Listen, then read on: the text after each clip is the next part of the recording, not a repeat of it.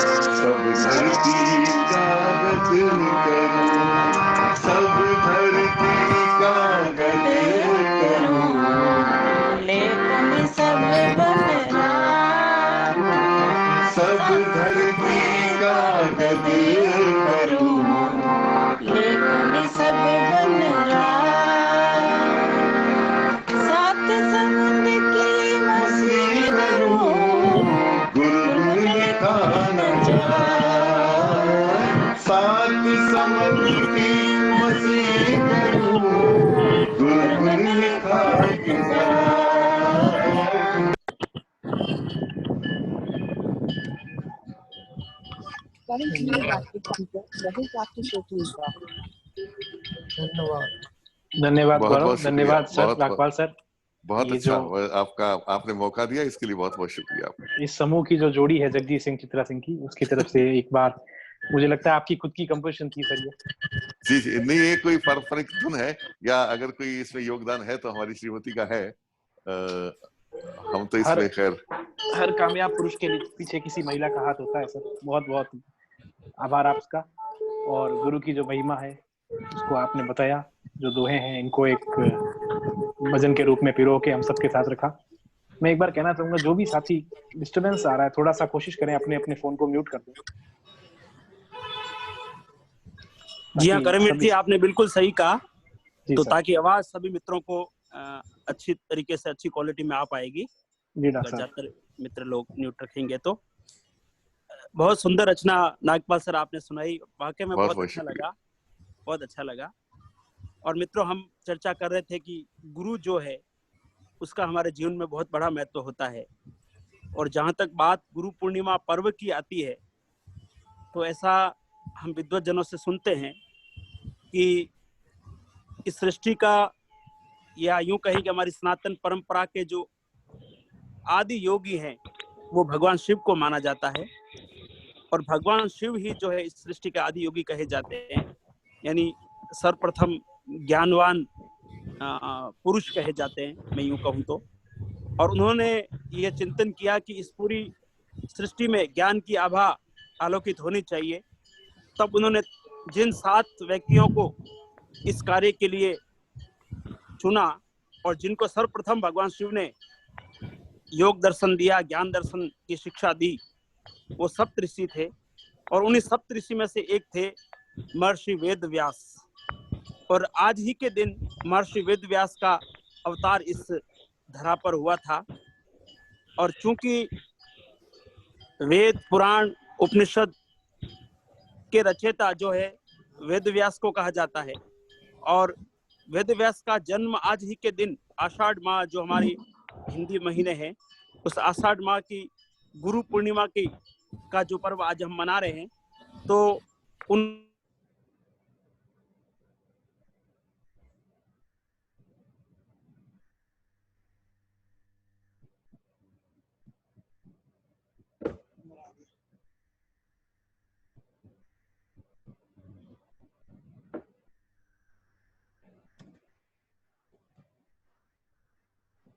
समस्त गुरुजनों के प्रति श्रद्धा व्यक्त करने के लिए जो है इसी दिन को चुना गया। और इस कारण से जो है पिछले लगभग हजारों वर्षों से यह पर्व गुरु पूर्णिमा के रूप में मनाया जाता है। बहुत बहुत जी डॉक्टर साहब, आपने दुरुस्त फरमाया। वेद व्यास जिनको कृष्ण द्वैपायन जिनके नाम से जाना जाता है और वेदों के ज्ञाता होने के कारण उन्हें वेद व्यास कहा गया, जिन्होंने चिर परिचित ग्रंथ कहें या एपिक कहें, क्या कहें, महाभारत की रचना की, जिसने हमें इतना कुछ सिखा दिया कि उसके बाद में कुछ सीखने को बाकी रहा ही नहीं। और जो अभी नागपाल साहब ने भजन जो पेश किया, उसमें जो प्रतीक गुरु के लिए दिए गए, आजकल जो साथी ये नए नए जो बच्चे हैं व्हाट्सएप पे ये इमोजी वगैरह जो भेजते हैं, ये भी प्रतीक ही है। देखिए जो प्रतीक, बिंब, विधान जो हम सब आजकल देते हैं, गुरु के लिए भी कितने पेश किए गए। गुरु कुम्हार है, गुरु एक वस्त्र की तरह में उजला करता है, क्या क्या नहीं करता है गुरु हमारे लिए।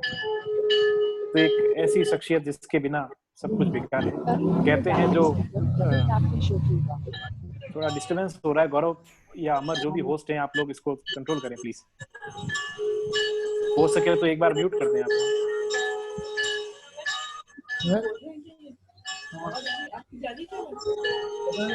बोला नहीं, पहले उसने बोला था शिल्पा ने। आपकी आवाज आ रही है? जी सर, जैन साहब सर, आ रही है आपकी आवाज? आ रही है जी, आवाज आ रही है। जैन साहब सर का बहुत बहुत स्वागत हमारे बीच में। सर पुनः जुड़ चुके हैं। बिल्कुल, बहुत अच्छी बात, बहुत खुशी की बात है। स्वागत है सर आपका। आपसे सभी परिचित हैं समूह में, वरना जो नहीं है उन्हें बता दूं। आप नरेश कुमार जी जैन सर, राष्ट्रपति पुरस्कार से सम्मानित और हम सभी के गुरु और नेत्र विकास संस्थान जोधपुर में आप पिछले 30-40 सालों से अपनी सेवाएं दे रहे हैं और अभी भी आप वहीं कार्यकारिणी में मार्गदर्शन मंडल में हैं और बाकी समारोह को आगे बढ़ाते हैं।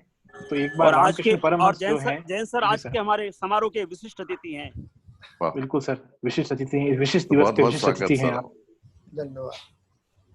एक बार रामकृष्ण परमहंस जो है, जिनके बारे में कहा जाता है वो काली से संवाद करते थे, उनके दर पे एक पुरुष आए, एक भिक्षुक आए। उन्होंने उनसे याचना की तो उन्होंने भोजन की पेशकश की उनको। उन्होंने पूछा कि क्या आपने गुरु बना रखा है? रामकृष्ण परमहंस ने कहा कि भाई मुझे गुरु की कहाँ आवश्यकता है, मैं तो खुद देवी से सीधी बात करता हूँ, मुझे कहाँ जरूरत है। तो फिर उन्होंने कहा भाई आपके यहाँ पे मैं भोजन नहीं लूंगा, आप नुगरे हैं, आपके गुरु नहीं है, तो इसलिए आपके यहाँ भोजन लेना वर्जित है मेरे लिए। तो फिर उन्होंने अपने रामकृष्ण परमहंस ने अपने आप को तिरस्कार समझा, तो कहा भाई कि ऐसे कैसे, आपको भोजन तो लेना पड़ेगा। तो जो गुरु आए थे उन्होंने कहा कि आप जाएं, पहले देवी से पूछें इस बारे में। तो रामकृष्ण परमहंस अंदर गए अपने जो कक्ष में, उन्होंने देवी का आह्वान किया, उनसे पूछा कि भाई ऐसे ऐसे आए हैं, क्या बात है, मैं तो आपसे सीधा संवाद करता हूँ। देवी ने भी यही कहा कि जो मुझसे संवाद आप करते हो, ठीक है, ये आपकी साधना हो सकती है, आपका एक आपकी कला हो सकती है, पर बिना गुरु के आप जो परम ज्ञान है, परम तत्व तक नहीं पहुंच सकते। तो आप इसी व्यक्ति को अपना गुरु बनाएं, आगे जाके वही रामकृष्ण परमहंस के गुरु बने। और फिर रामकृष्ण परमहंस को आप सभी जानते हैं, बाद में उन्होंने क्या क्या किया, किस उनके शिष्य विवेकानंद बने, मिशन की स्थापना हुई, वो आप सभी जानते हैं। गुरु सभी ने बनाया, चाहे राम हो चाहे कृष्ण हो, सभी ने गुरु बनाया, सब ईश्वर तक ने गुरु बनाया, तो हम तो तुच्छ मनुष्य हैं। तो अब ज्यादा समय जाया ना करते हुए गौरव के पास चलते हैं वापस से। गौरव के पास अजीत जी जैन साहब अनुराग संगीत संस्थान जो चलाते हैं, उनका एक ऑडियो आया हुआ है, तो गौरव हम सभी को वो सुनाएं। जी करमवीर जी। अजीत जी जैन साहब, जैसा कि मित्रों आप सब जानते हैं, जयपुर में अनुराग संगीत संस्थान आप चलाते हैं, जो पिछले लगभग 25-30 वर्षों से, जहां तक मैं जानता हूं, हर वर्ष राष्ट्रीय स्तर की संगीत प्रतियोगिता का आयोजन भी करवाते हैं और बहुत ही संगीत के क्षेत्र में बहुत ही प्रतिष्ठित संस्थान है। उसके आप जो है मुखिया हैं, जिनके विचार मित्रों हम सभी जिनके विचारों से अभी लाभान्वित होंगे। गौरव। स्वर सुधा ग्रुप के सभी सदस्यों को मेरा सप्रेम नमस्कार। मैं डॉक्टर अजीत जैन, जयपुर से। आज गुरु पूर्णिमा है, उसकी सबको तहे दिल से बहुत बहुत बधाइयाँ। और आप सभी लोग किसी न किसी गुरु से सीखे हैं और उन गुरु की याद हम सबको आती है और हम उनके स्वास्थ्य की, दीर्घायु की कामना करते हुए अपने जीवन को उत्तरोत्तर प्रगति की ओर अग्रसित करते हैं। और जैसा कि हम सब जानते हैं कि गुरु पूर्णिमा का महत्व एक बहुत बड़ा महत्व है। अनादिकाल से ही गुरु की महिमा का बखान होता आया है, चाहे विश्वामित्र हों या द्रोणाचार्य या गुरु नानक देव या गुरु गोविंद देव। सभी गुरुओं ने अपने अपने हिसाब से शिष्यों को शिक्षित किया है, समाज को शिक्षित किया है और परिवार को शिक्षित किया है। मेरा ये मानना है कि जो लोग मानते हैं कि धर्म गुरुओं को ज़्यादा अपना श्रेय देते हैं वो गुरु का, और शैक्षणिक क्षेत्र में उससे कम महत्व मिल पाता है गुरुओं को। और एक गुरु में जो बात होनी चाहिए वो ये है कि वो एक सम्यक दृष्टा होना चाहिए, सम्यक ज्ञान उसमें होना चाहिए, सम्यक चारित्र का धनी होना चाहिए, तभी वो सच्चा गुरु है। और जो शिष्य की उत्कंठाओं को, उनकी जो समस्याएं हैं उनका समाधान करने में सक्षम हो, वही एक सच्चा गुरु है, ऐसी मेरी मान्यता है। और एक जो मैं मानता हूँ कि एक माँ जो है वो भी एक गुरु से कम नहीं होती। यहाँ तक कि एक लेखक ने तो ये भी बोला है कि 100 गुरुओं से ज़्यादा महत्व एक माँ का होता है, जो बच्चे को संस्कारित करती है, पारिवारिक संस्कार देती है, सामाजिक संस्कार देती है और उसको वैयक्तिक संस्कार देती है। सभी प्रकार के चीज़ें वो सिखाती है, उससे बढ़कर कोई नहीं हो सकता, ऐसा मेरा भी मानना है। तो आप लोग सब लोग आज के दिन को बहुत अच्छे से मनाएं। अभी शाम को 7 बजे जैसे आप लोगों की वो जूम की बैठक वगैरह होगी, उसमें मैं तो नहीं हो पाऊँगा शामिल, क्योंकि ये सब चीज़ें मुझे आती नहीं है। और आप लोगों की ये कार्रवाई बहुत अच्छे से चले और सभी लोग इससे कुछ ना कुछ सीखेंगे, ऐसी मेरी मान्यता है।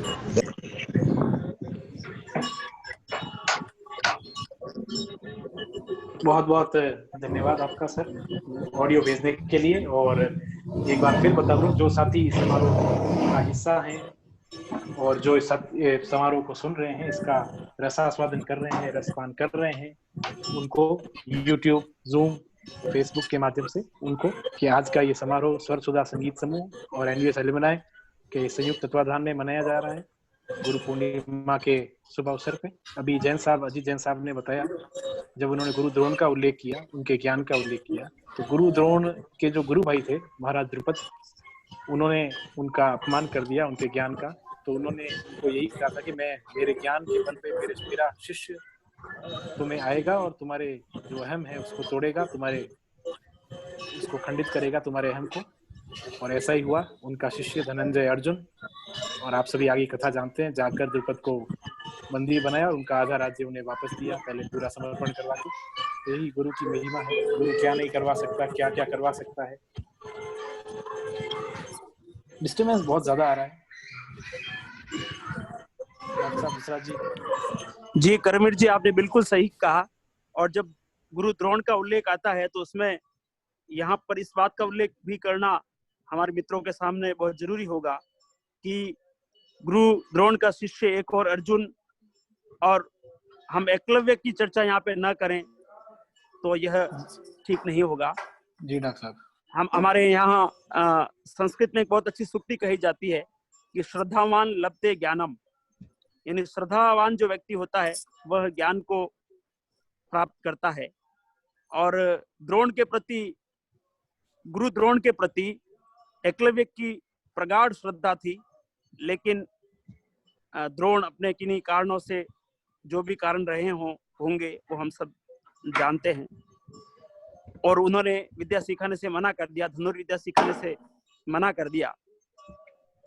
तो कोई बात नहीं, और एकलव्य ने श्रद्धा के आधार पर केवल गुरु द्रोण के प्रति श्रद्धा रख करके अभ्यास किया, और हम जानते हैं कि बाद में वो एक बहुत ही श्रेष्ठ धनुर्धारी के रूप में विख्यात हुए। तो इसलिए मित्रों, गुरु के प्रति श्रद्धा अगर हमारी होती है तो हम किसी भी दुर्लभ ज्ञान को हम जो है सुलभ बना सकते हैं, प्राप्त कर सकते हैं। कर्मवीर जी डॉक्टर साहब, सही फरमाया आपने, दुरुस्त फरमाया।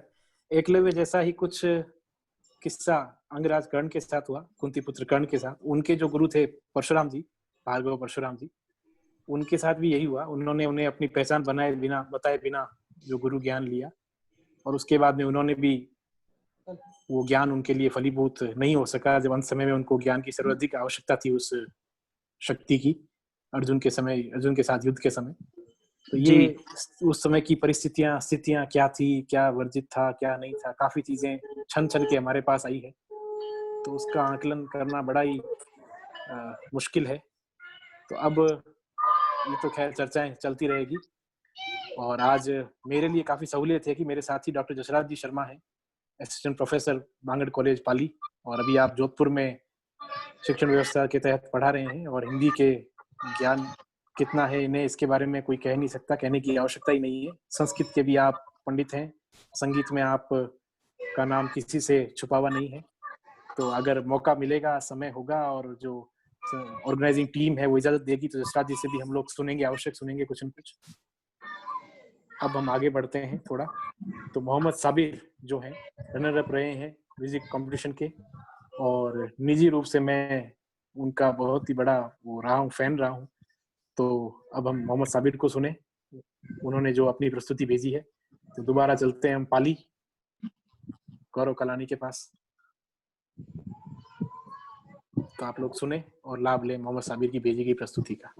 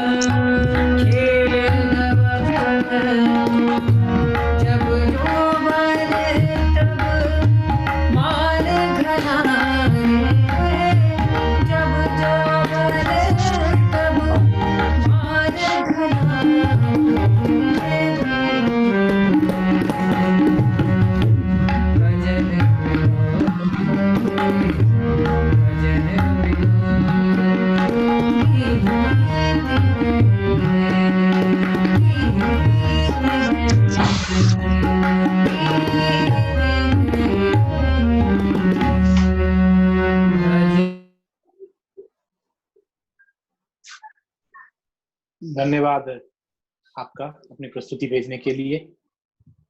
आवाज आ रही है मेरी, सुन पा रहे हैं? हेलो, बिल्कुल सुन पा रहे हैं। जी जी सर, जी सर, जी सर। क्या हुआ, इतनी शांति थी तो फिर वो मुझे लगा इतना सन्नाटा क्यों है भाई, एक ही एंगल वाली बात याद है। जी सर, तो धन्यवाद आपका प्रस्तुति भेजने के लिए। बात को आगे बढ़ाएं तो इस आज का जो ये कार्यक्रम है जो गुरु महिमा के लिए रखा गया है, इसमें जो दो पार्टनर हैं, सरसुधा संगीत समूह एक ऐसा समूह जो संगीत में प्रस्तुतियों के लिए जाना जाता है। अभी लॉकडाउन के कारण इस व्हाट्सएप ग्रुप पे इसने भी सरसुधा संगीत समूह ने एक प्रतियोगिता आयोजन किया था, आप सभी उससे परिचित हैं। और ऐसा ही एक व्हाट्सएप समूह है जो नेत्र विकास संस्थान जोधपुर में है, उसके जो पूर्व विद्यार्थी हैं उनके द्वारा बनाया गया, जिसका नाम है एनवीएस एल्यूमिनाई जो ग्रुप है। दूसरा पार्टनर ये है, तो दोनों को मिला के आज के इस समारोह का आयोजन किया गया। तो जो नेत्र विकास संस्थान है वहाँ के एक विद्यार्थी हैं महिपाल सिंह, उन्होंने अपना एक संदेश भेजा है, तो पहले हम सुनते हैं उस संदेश को। महिपाल सिंह ने क्या संदेश भेजा है आज के इस समारोह के लिए।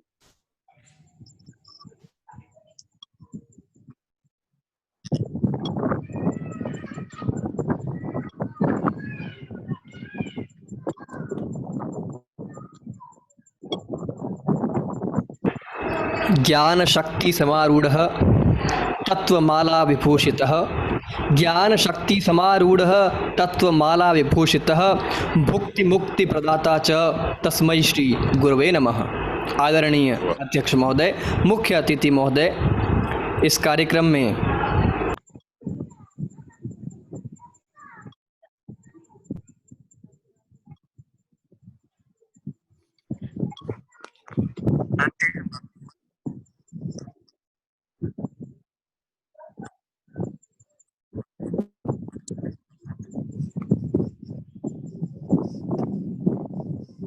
जी गौरव जी बदल गई है। गौरव, कुछ तकनीकी व्यवधान है डॉक्टर साहब जी।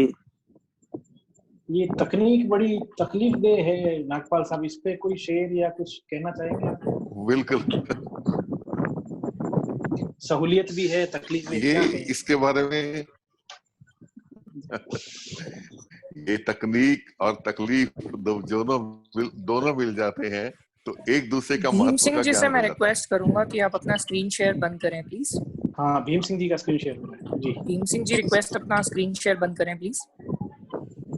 तो मैं ये कह रहा था करमवीर सर कि जैसे रात के बिना कोई दिन का महत्व नहीं और दिन के बिना रात का महत्व नहीं, ठीक वैसे ही तकनीक के बिना तकलीफ का महत्व नहीं, तकलीफ के बिना तकनीक क्या का बात है रामपाल सर, बहुत खूब, बहुत खूब। जसराज जी, साक्षात परब्रह्म तस्मै श्री गुरुवे नमः। सुनते पहले यदि हम प्राचीन काल पर नजर डालें तो इतिहास समय समय पर ऐसी तमाम कहानियों को दोहराता रहा है जिनके जरिए हमारे जीवन में गुरु का महत्व बताया गया है और एक शिष्य की गुरु के प्रति भक्ति को दर्शाया गया है। शायद ही कोई ऐसा होगा जिसने अपनी विद्यालयी शिक्षा में महाभारत काल की एकलव्य की कहानी को न पढ़ा हो, जहां गुरु द्रोण के मना कर देने पर उनकी मूर्ति के सहारे एकलव्य ने जो शिक्षा प्राप्त की वह यह दर्शाता है कि यदि शिष्य सच्चे मन से गुरु की भक्ति करे तो दुनिया में कुछ भी असंभव नहीं है। जिस तरह एकलव्य ने केवल गुरु द्रोण की मूर्ति के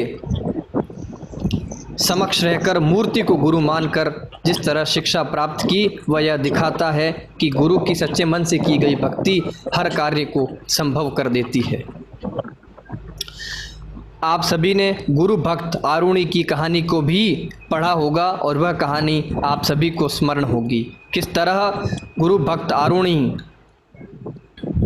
अपनी गुरु की आज्ञा के लिए किस तरह खेत की मेड़ पर लेटा रहता है रात भर, आप सभी ने पढ़ा होगा। इसके अलावा आप सभी ने महाभारत काल की एक कहानी को भी पढ़ा होगा जिसमें घटोत्कच पुत्र बर्बरीक जो है कृष्ण को अपना गुरु बनाते हैं और उनके कहने पर बगैर युद्ध किए युद्ध में अपने शीश का दान देते हैं। ऐसी तमाम कहानियों से इतिहास भरा पड़ा है जहां शिष्य की गुरु के प्रति निष्ठा, गुरु के प्रति भक्ति को दर्शाया गया है तथा हमारे जीवन में गुरु के महत्व का भली भांति बखान किया गया है। गुरु के संरक्षण में आने से पहले हमारा जीवन केवल एक कच्ची मिट्टी की तरह होता है। ये गुरु ही हैं जो अपने ज्ञान में आवश्यकता है कि विद्यार्थी भी पूरा नहीं कर सकती। अंत में इस श्लोक के साथ मैं अपनी वाणी को विराम दूंगा। अखंड मंडलाकारम व्याप्तम येन चराचरम, अखंड मंडलाकारम व्याप्तम येन चराचरम तत्पदम दर्शितम येन तस्मै श्री गुरुवे नमः। बहुत खूब, बहुत खूब। धन्यवाद महिपाल अपना संदेश भेजने के लिए। आप भी, हमें उम्मीद है कि सुन रहे होंगे, जुड़े हुए थे आप भी जूम पे। और अब आगे की बात करें तो जो बात चल रही थी गुरु से संपर्क में आने से पहले शिष्य की क्या स्थिति होती है, तो आज की भाषा में कहें तो ये है कि बिना गूगल मैप के किसी डेस्टिनेशन पे पहुंचना जितना मुश्किल है उतना ही मुश्किल गुरु के बिना है। एक बार मीराबाई को भगवान श्री कृष्ण ने कहा कि भाई आप भक्ति तो कर रहे हैं पर अब आपको गुरु की आवश्यकता है। तो वे जब अपने गुरु के स्थान पे गई, उनकी कुटिया में गई, तो कहते हैं कि वहां पे था कि भाई किसी भी स्त्री का जाना वर्जित था।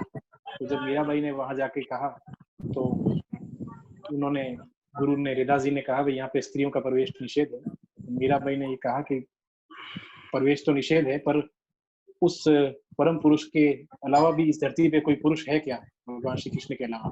तो गुरु जी को अपनी बात का एहसास हुआ, उनको ज्ञान हुआ कि मैंने क्या गलती कर दी।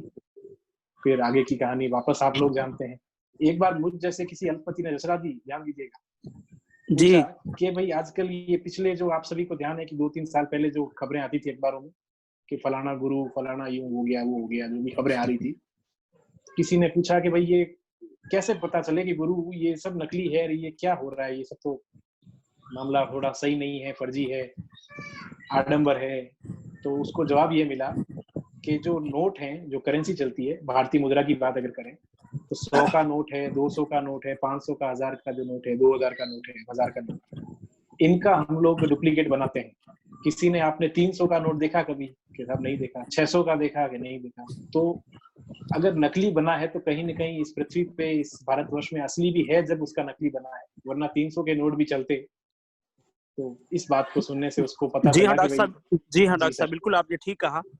और वाकई में बिल्कुल आपने जो कहा उसका जो मैं समझ पाया हूँ वो यही है कि धरती ने अपना बीज नहीं गंवाया है। आज भी ऐसे संत इस धरती पर विद्यमान है, आज भी ऐसे अनेकों गुरुजन इस धरती पर है जो निस्वार्थ भाव से बिना किसी लालच के, बिना किसी प्रसिद्धि के अपना जो है सर्वत्र ज्ञान की आभा को पूरे संसार में आलोकित कर रहे हैं। और मित्रों में बिल्कुल कर्मवीर जी की बात से पूर्णतः मैं भी सहमति जताता हूँ और आप भी इस बात से बिल्कुल सहमत होंगे कि गुरु जो है वो वाकई में हमारे जीवन में बहुत महत्व रखता है। और मैं इतना ही कहूंगा कि जैसा कि मैंने पहले कहा था कि श्रद्धावान लभते ज्ञानम, तो श्रद्धा हमारी होनी चाहिए गुरु के प्रति। और कहीं ना कहीं आज के इस भौतिकवाद युग में, हाँ मैं ऐसा 100% तो मैं नहीं कहता कि शिष्यों की ओर से उनके आचरण में गुरु के प्रति श्रद्धा में गिरावट आई है, लेकिन हाँ कुछ प्रतिशत गिरावट आई अवश्य है। और मैं उस दृष्टिकोण से भी कहूंगा कि गुरुजनों की ओर से भी कुछ हद तक कुछ गिरावट आई है, लेकिन इतना सब कुछ होते हुए भी जो सत्य तो सत्य है वो हमेशा सत्य ही रहता है। और उसी का परिणाम यही है कि आज हम अपने गुरुजनों के प्रति, अपने श्रेष्ठ जनों के प्रति इस पर्व के माध्यम से अपनी एक प्रगाढ़ आस्था को इस कार्यक्रम के जरिए प्रस्तुत कर रहे हैं। जिस प्रकार, जी सर, जैसे प्रेम समर्पण मांगता है उसी तरह जो गुरु है, ज्ञान है, वो भी समर्पण मांगता है। आप पहले जानिए, विचार कीजिए, और जब आप गुरु के पास चले जाते हैं उसके बाद आप किसी भी प्रकार की जो आपकी शंका है उसको आप न साथ रखें, जब भी आप वहां तक पहुंच सकते हैं। अगर शंका साथ रही तो फिर आप के मन में हमेशा संदेहास्पद स्थिति रहेगी और संदेह में आदमी कुछ न कुछ गलत करता ही रहता है, समर्पण नहीं दे पाता अपने। 100% समर्पण जब होगा, मैं ये नहीं कहता आप जाने नहीं, पता ना करें, परख ना करें, तो वो गुरु बनाने से पहले, गुरु बनाने के बाद समर्पण पूरा होना चाहिए, क्योंकि यहाँ बस है तो 100% है, उससे कम में तो बात ही नहीं। जी बिल्कुल। तो अब हम आगे चलते हैं। अब जो एमवीएस एलुमनाई की बात हुई थी, तो वहीं वापस नेत्रहीन विकास संस्थान के जो विद्यार्थी हैं प्रेमदास, जिनका मैं निजी रूप से भी बड़ा प्रशंसक रहा हूँ, बहुत अच्छा गाते हैं। और अब ट्यूनिंग अब जमी है, नाम लेते ही गौरव कालानी स्क्रीन शेयर कर चुके हैं, तो हम सुनते हैं अब। जी प्रेमदास जी हमारे राजस्थान में बहुत अच्छे भजन गायक हैं, जिनको हम को प्रणाम और छोटे बड़े साथियों को प्यार भरा नमस्कार। ईश्वर सुधा ग्रुप में जो गुरु पूर्णिमा के उपलक्ष्य में गुरु को आदर देने के लिए, गुरु जी का आशीर्वाद लेने के लिए जो एक कार्यक्रम आयोजित किया जा रहा है, उसमें मैं एक मेरा छोटा सा भजन प्रस्तुत कर रहा हूँ। धन्यवाद।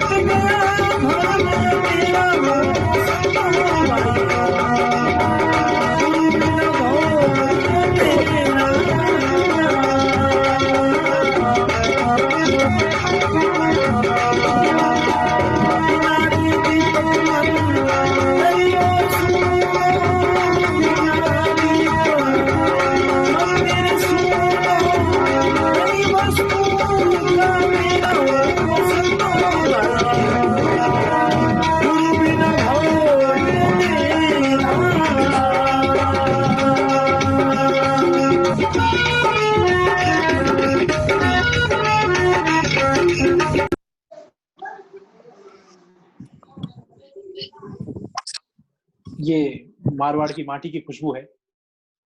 मैं सोच रहा था क्या बोलूं क्या ना बोलूं, पर पता नहीं कब खत्म हो गया, पता ही नहीं चला। ये प्रेमदास जो है इनकी तरफ से था, और लगता है कि सुनते ही रहे, रुके नहीं। जी हाँ करमवीर जी, बिल्कुल ठीक कहा आपने।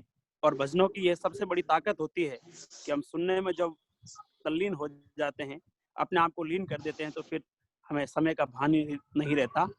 और जो मित्रगण देरी से हमारे बीच जुड़े हैं, हमारे इस कार्यक्रम को लाइव देख सुन पा रहे हैं, उनको मैं बता दूं कि आज का हमारा ये गुरु पूर्णिमा पर विशेष जो कार्यक्रम है वो एनवीएस एलुमनाई और स्वरसुधा म्यूजिक ग्रुप के संयुक्त तत्वावधान में आपके बीच आयोजित हो रहा है, जिसमें आज के इस कार्यक्रम में हमारे बतौर मुख्य अतिथि हमसे जुड़े हुए हैं श्री श्री 1008 मंत श्री सागरपुरी जी महाराज, राजस्थान की राजधानी जयपुर से।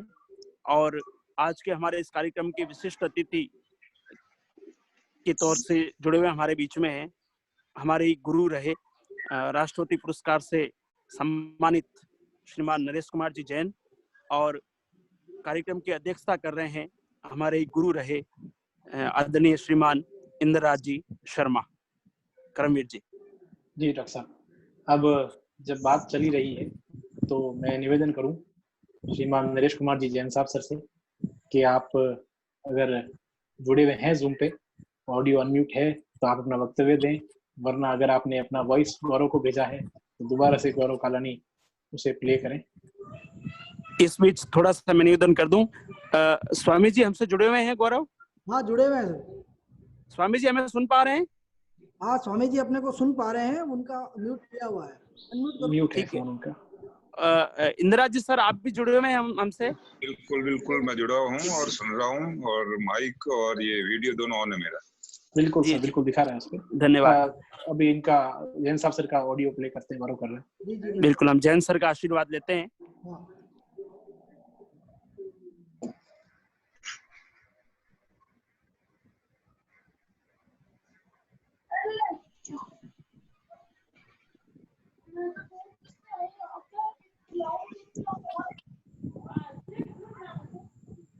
जैन साहब सर का ऑन हो रहा है, 2 मिनट जब तक आप।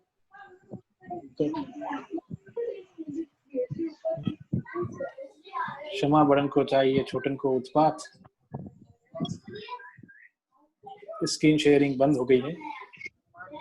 जी बिल्कुल, जैसा नागपाल साहब ने कहा कि ये तकलीफ और तकनीक का जो और तकलीफ का संयोग है ये, और इस संयोग में जो है कभी कभी दोनों, कभी तकनीक हावी होती है तो कभी तकलीफ हावी होती है। क्या बात है सर। देखिए मैं दोनों साहिबान से ये अनुमति चाहूंगा कि इस जैन साहब के उद्बोधन के बाद मैं आपको कुछ ऐसे नोटों से परिचित कराऊंगा जो शायद ही कभी आपने सुने होंगे। बिल्कुल सर।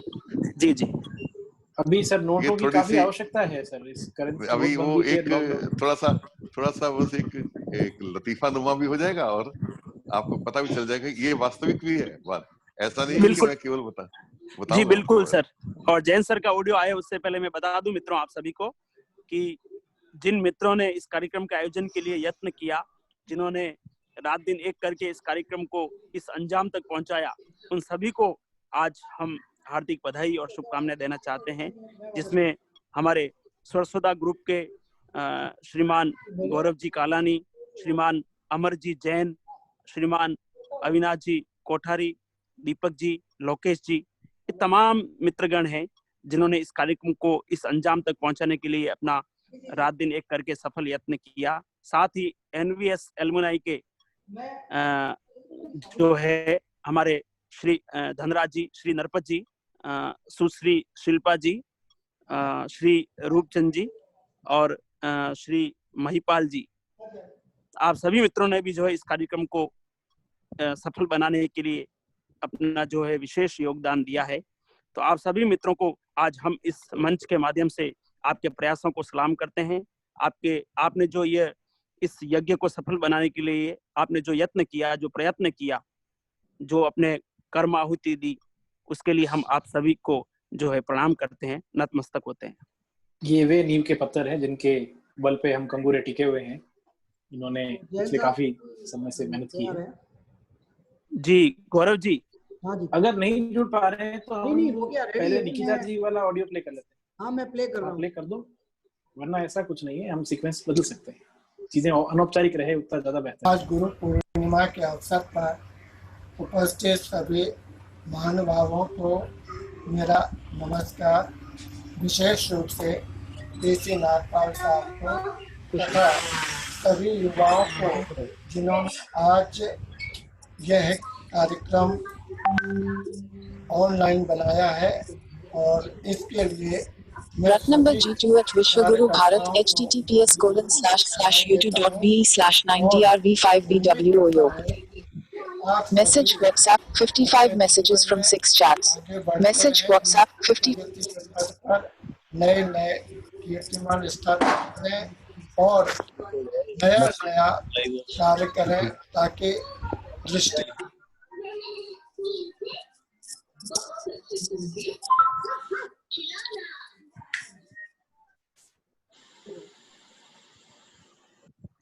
स्क्रीन शेयरिंग बंद हो गई है। राजेश समझेंगे भाई, मैं आपको बोलूंगा।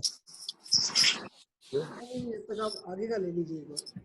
हाँ चलिए, अब हम निकिता जी सोन कामले को सुनते हैं, थोड़ा सा कुछ संगीतमय हो जाए। जी जी। तो मैं आपको बता दूं, ये इनके नाम से भी आप सभी परिचित होंगे, ये भी संगीत प्रतियोगिता में विनर रही हैं, निकिता जी सोन कामले।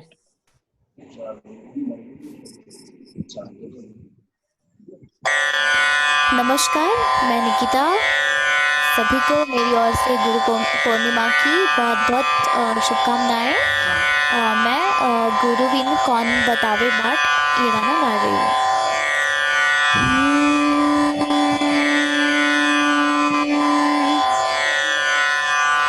गुरु बिन कौन बतावे बाट, बड़ा विकट यम घाट, बड़ा विकट यम घाट। गुरु बिन कौन बतावे बाट, गुरु बिन कौन पहाड़ी नदियाँ बीच में, भ्रांति पहाड़ी नदियाँ बीच में, अहंकार की लाट हो, अहंकार की लाट। गुरु बिन कौन बतावे बात, बिन कौन बतावे बात। मदमस्तर का मेघा बरसत, मदमस्तर का मेघा बरसत, माया पवन बड़ी डांट हो, माया पवन बड़ी डांट। गुरु बिन कौन बतावे बात, गुरु बिन कौन बतावे बात। कहत कबीर सुनो भाई साधु, कहत कबीर सुनो भाई साधु, क्यों टरना यहाँ घाट हो, क्यों टरना यहाँ घाट। गुरु बिन कौन बतावे बाट, गुरु बिन कौन बतावे बाट।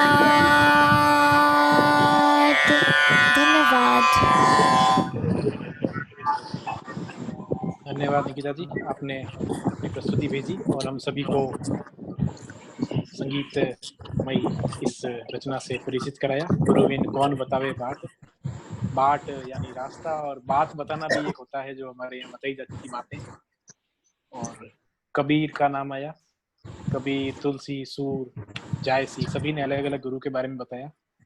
जायसी जो थे सूफी रचनाकार कहें उन्हें, या सूफी संत कहें, सूफी कवि कहें, क्या कहें, उन्होंने गुरु के बारे में बताया। उनकी जो परिचित रचना है पद्मावत, उसमें हीरामन तोता जो है वो गुरु का ही सिंबल है, गुरु का ही प्रतीक है। तो बहरहाल बातें चलती रहेगी। गौरव ने दोबारा से स्क्रीन शेयर कर दी है, तो देखते हैं इस बार गौरव क्या लाए हमारे लिए। जी, जैन साहब सर का संदेश है। पूर्णिमा के अवसर पर उपस्थित सभी महानुभावों को मेरा नमस्कार।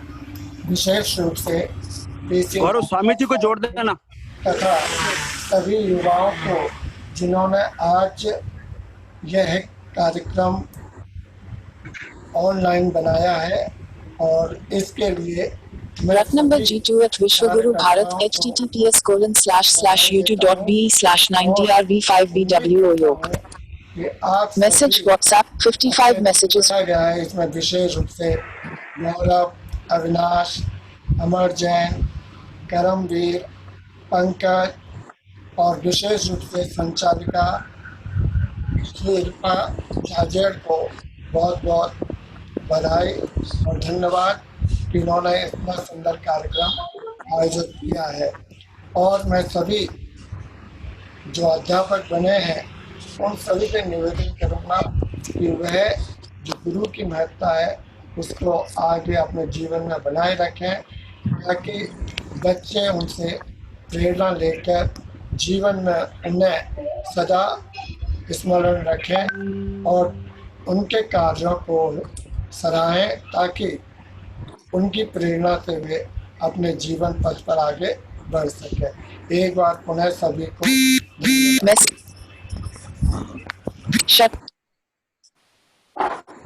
धन्यवाद जैन साहब सर। अब थोड़ी सी गुस्ताखी की जाए, तो गुस्ताखी करने की अनुमति मैं पिछली जो समारोह था उसमें अविनाश जी से, गौरव से ले चुका हूँ। गौरव मुझसे छोटा है, अविनाश जी मुझसे वरिष्ठ हैं। तो पहले हम इंदिरा जी सर का जो वक्तव्य है वो सुनेंगे, और उससे पहले मैं जसराज जी आपसे रिक्वेस्ट कर लूं, आपसे अनुरोध, निवेदन, दरख्वास्त कि इंदिरा जी सर के वक्तव्य के बाद में आप भी हमें कुछ सुनाएं।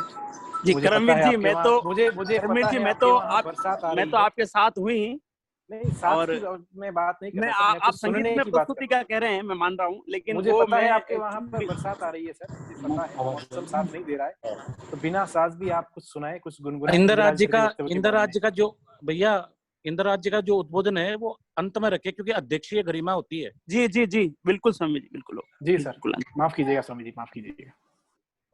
जसराज जी आप बताएं। हाँ जी जी मित्रों, आप सभी को हम जैसा कि पहले हम लोगों ने आपको बताया कि आज के हमारे इस कार्यक्रम के मुख्य अतिथि जो हैं परम पूज्य संत श्री 1008 संत श्री सागरपुरी जी महाराज। आपका उद्बोधन अब होगा, उससे पूर्व में आपके बारे में, यूं तो संत के बारे में शोभा करना, संत के बारे में कुछ बताना, सूरज के सामने दीपक बताना होगा, दीपक दिखाना होगा, लेकिन चूंकि मेरा मन नहीं मानता कि मैं आपको जो है बिना आपके कुछ बारे में बताए रहूं। मित्रों, मैं आपको बता दूं, परम पूज्य संत श्री सागरपुरी जी महाराज नेत्रहीन विकास संस्थान में ही आपने जो है पढ़ाई की है, और मैं सरल शब्दों में कहूँ तो आप मेरे सीनियर रहे। जब मैंने एडमिशन लिया था वहाँ पे उस समय आप शायद 4th या 5th क्लास में थे, और शुरू से ही हम आपको जब से मैं जानता हूँ, आध्यात्म के प्रति आपकी जो रुचि है, आपकी जो आस्था है, वो हम उस काल खंड में भी देखते थे जब आप हमारे साथ रहते थे। और हमारे यहाँ पर एक कहावत है, मैं ये दृष्टता कर रहा हूँ स्वामी जी के लिए ऐसे उपमा दे करके, कि पूत के पांव है वो पालने में दिख जाते हैं। और ऐसा ही कुछ जो दर्शन है वो हमें आपके विद्यार्थी जीवन में, विद्यालय समय में होता था, जब आप इस तरह की आध्यात्मिक चर्चाएं हमारे साथ में करते थे और इस तरह की रात्रि में स्वप्न में आपको हुई आध्यात्मिक अनुभूति का जो है वो जो अनुभव आपको होता था, उसको, उन विचारों को हमारे साथ में साझा करते थे। और जब स्वामी जी इस विद्यालय से अपनी अध्ययन पूरा करके अपने आगे की पढ़ाई के लिए जहाँ भी गए, जयपुर रहे वो, तो फिर कुछ सालों बाद में हमने सुना कि स्वामी जी ने संन्यास ले लिया। और जब हमने जाना तो पता चला कि स्वामी जी ने जो अपना गुरु बनाया, वो भी उनको स्वप्न में ही ईश्वरीय कृपा से दर्शन हुए थे। और इनको आदेश हुआ था, ईश्वरीय आदेश हुआ था कि आप जो है उज्जैन में जाइए, वहां पर आपके गुरु आपको शिष्य बनाने के लिए आतुर है। और जैसे ही स्वामी जी 2-3 दिन बाद में वहां गए, तो उनके जो गुरु थे वो अभी कुछ वर्ष पहले ब्रह्मलीन हुए, परम पूज्य संत श्री रामेश्वरपुरी जी महाराज। उन्होंने कहा कि बेटा आ गए, मैं तो आपकी प्रतीक्षा कर रहा था। तो मैं इन घटनाओं का यहाँ पर उल्लेख करके आपके बीच इस बात को कहना चाहता हूँ कि ऐसे संत श्री को हमारे बीच में पाकर हम सभी अपने आप को गौरवान्वित महसूस करते हैं। और हमारे नेत्रहीन समाज के एक ऐसे गौरवान्वित संत को हमारे बीच में पाकर हम सभी स्वयं को बहुत ही धन्य अनुभव करते हैं।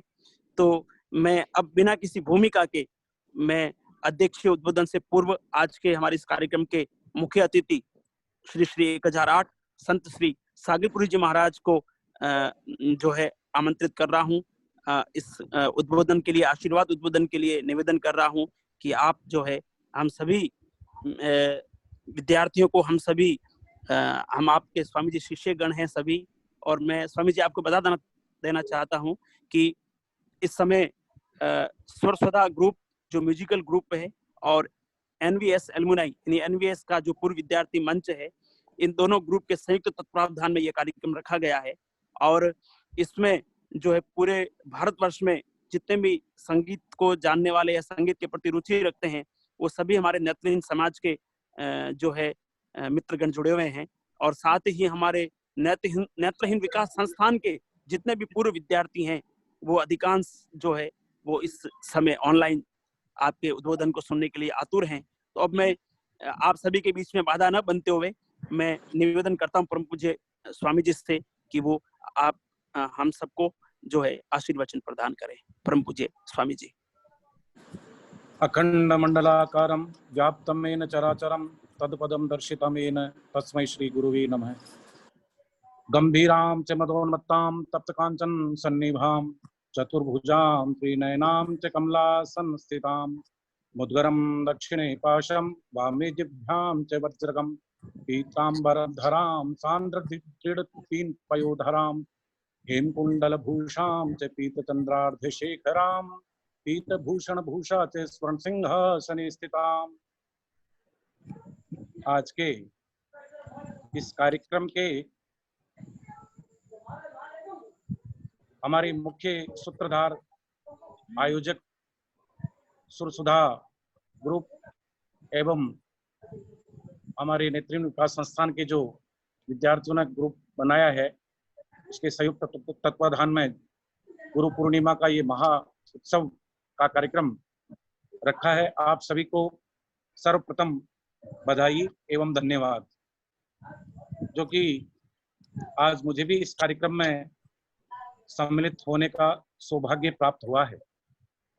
कार्यक्रम के अध्यक्ष श्री इंद्रनाथ जी शर्मा, जो मेरे भी गुरु रहे हैं, इन्होंने मेरे को साइंस और मैथ्स पढ़ाया है। नागपाल जी सर, आप दिल्ली से हैं और आपका मैंने पूरा वक्तव्य, आपका गुरु महिमा सारी सुनी, आपकी सादगी मुझे बड़ी अच्छी लगी। आपका बहुत बहुत धन्यवाद इस युवा वर्ग को मार्गदर्शन देने के लिए। सभी इस ग्रुप से जुड़े हुए जिनको मैं जान पा रहा हूँ, डॉक्टर जसराज जी शर्मा, असिस्टेंट प्रोफेसर पाली कॉलेज में आप कार्यरत हैं, गौरव, और आप ये क्या नाम इनका, जसराज जी जो आपके साथ ये जी, डॉक्टर करमवीर सिंह जी, करमवीर सिंह जी, आपका भी बड़ा अच्छा संचालन का कार्य लगा। अब मैं सभी को धन्यवाद और बधाई देते हुए अपने उद्बोधन की शुरुआत कर रहा हूं।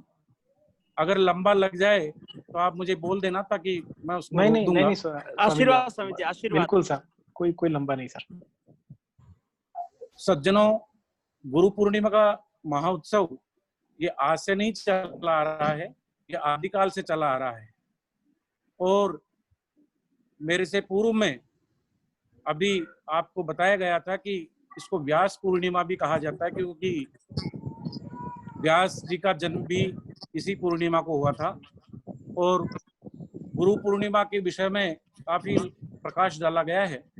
मैं आपको नागपाल जी एक लॉजिकल रीजन दे रहा हूँ। वाह, इसका एक बहुत बड़ा लॉजिकल रीजन भी है। प्रणाम। क्योंकि आपको जैसा कि विदित है कि इस दिन से चतुर्मास का आरंभ हो जाता है। आषाढ़ की पूर्णिमा से चतुर्मास का आरंभ हो जाता है, श्रावण लग जाता है और इससे चतुर्मास का आरंभ हो जाता है। पहले के जो साधु संत ऋषि मुनि विचरण किया करते थे या एकांत में जंगलों में तपस्या किया करते थे, उस समय भ्रमण करना वर्जित माना गया है शास्त्रों के अंदर, चतुर्मास के अंदर। इसलिए चतुर्मास में एक ही जगह रह करके लोग ध्यान, तपस्या एवं अपने आश्रमों की सेवा किया करते थे। तो एक गुरु पूर्णिमा के रूप में एक दिन को, वर्ष में एक दिन को चुना गया कि इस दिन सभी लोग इकट्ठे हो जाएंगे अपने गुरु आश्रमों पर और 4 महीने तक यहीं रह करके अपने गुरु की सेवा शुश्रूषा करेंगे। 4 महीने तक चतुर्मास में अपने गुरुओं के पास रह करके उनसे शिक्षा दीक्षा लिया करते थे, साधनाएं सीखते थे और उस सीखी हुई चीजों को गुरु के समक्ष उसको परिपक्व किया करते थे। ये इसका सबसे बड़ा लॉजिकल रीजन रहा है। दूसरा, चतुर्मास के अंदर आपने देखा होगा कि कई बार शरीर के अंदर वेदना उत्पन्न होती है, कई बार कई जगह दर्द हो जाता है शरीर के अंदर। ये प्रैक्टिकल रीजन बता रहा हूं मैं इसका। तो इसलिए एक ही जगह रह करके शुद्ध शाकाहारी भोजन करते हुए, आध्यात्म का अनुसरण करते हुए हमारे जीवन को एक सार्थक बनाने का ये 4 महीने का समय दिया गया है। गुरु का बड़ा ही महत्व बताया गया है। ऐसा कहते हैं शास्त्रों में कि अगर हजारों बार भी शीश देख करके अगर सच्चे गुरु की प्राप्ति हो जाती है तो वो भी बहुत सस्ता माना गया है। तो इसलिए गुरु भगवान ने जब मानव शरीर धारण किया तो उनको गुरु की आवश्यकता पड़ी। एक योग वशिष्ठ नाम से एक शास्त्र के अंदर पुस्तक आती है, उसमें वशिष्ठ जी महाराज उल्लेख करते हैं कि राम जी जब 12-13 वर्ष की अवस्था में थे तो चूंकि वो स्वयं भगवान विष्णु के अंशभूत अवतार थे लेकिन मर्यादित थे वो, तो उनको वैराग्य उत्पन्न हो गया। वैराग्य के लक्षण होते हैं कि एकांत पसंद करना, किसी से बातचीत नहीं करना, अपने आप में मस्त रहना, इस प्रकार के जो लक्षण होते हैं वैराग्य के लक्षण होते हैं। तो वो कोप भवन जो हुआ करता था राजाओं का, उसके अंदर जाकर के आराम करने लग जाते थे, एकांत में बैठ जाते थे। तो एक दिन राजा दशरथ को बड़ी चिंता हुई। तो राजा दशरथ को चिंता जब हुई, उसी दौरान राजसभा के अंदर गुरु वशिष्ठ आ गए और वशिष्ठ जी ने पूछा, राजन आप चिंतित क्यों हो? तो उन्होंने बोला, महाराज मैं चिंतित इसलिए हूं कि राम होने वाले इस अयोध्या के भावी सम्राट है और वो एकांत में जाकर के बैठ जाता है, पता नहीं उसको क्या हो गया ऐसा कि राम को उपस्थित किया जाए। गुरु वशिष्ठ जी ने कहा राम को उपस्थित किया जाए। तो राम जी को उपस्थित किया गया। राम जी को कहा तुमने ये क्या दशा बना रखी है राम? तो उन्होंने कहा दशा कैसी गुरुवर? बोले तुम जानते हो तुम इसके होने वाले राजा हो अयोध्या के। बोले गुरुदेव इस प्रकृति को कौन चला रहा है? इस प्रकृति का राजा कौन है? मतलब वैराग्यपूर्ण प्रश्न उन्होंने गुरु से करना शुरू कर दिया। खैर काफी लंबा प्रसंग हो जाएगा। आखिर में वशिष्ठ जी ने कहा तुम बोल रहे हो कि तुम्हारा विष्णु का अवतार है और ये अवतार इसलिए हुआ है कि पृथ्वी पर पाप ज्यादा बढ़ गया है, उसका सर्वनाश करने के लिए तुम्हारा जन्म हुआ है और तुम वैराग्यपूर्ण बातें कर रहे हो। ऐसा उनको मार्गदर्शन उन्होंने दिया वशिष्ठ जी ने। तो उन्होंने हाथ जोड़ करके विनम्र भाव से कहा, गुरुदेव मैं मानव हूँ, भले ही मेरा किसी भी अंश का अवतार हो, लेकिन फिर भी मैं मानव हूँ, और जब मानव का अवतार होगा तो उसको एक सच्चे मार्गदर्शक की आवश्यकता होगी। आप जैसे गुरु का आशीर्वाद और आप जैसे गुरु के आदेशानुसार ही मैं आगे का कार्यभार का निर्वाह करूंगा। ऐसा कहकर के फिर राम जी उस कार्य में लग गए जिसका आदेश गुरु वशिष्ठ द्वारा उन्हें प्राप्त हुआ। तो इसके अलावा एक प्रसंग ये भी आता है कि एक बार इंद्र को मन ही मन अहंकार हो गया था। इंद्र को अहंकार इसलिए हो गया कि इंद्र ने सोचा कि मुझे ये देवतागण सब अपना अधिपति मानते हैं, मुझे सब अपना राजा मानते हैं, तो फिर मैं गुरु बृहस्पति के आने से क्यों उठूं? ऐसा उनके मन में विचार आ गया। क्योंकि आप सभी जानते हैं, सभी विद्वान लोग हैं, आपको तो मालूम है कि जिसके पास भी ऐश्वर्य हो जाता है उसको अहंकार आना निश्चित है। इसलिए इंद्र को भी अहंकार आ गया उस समय के लिए।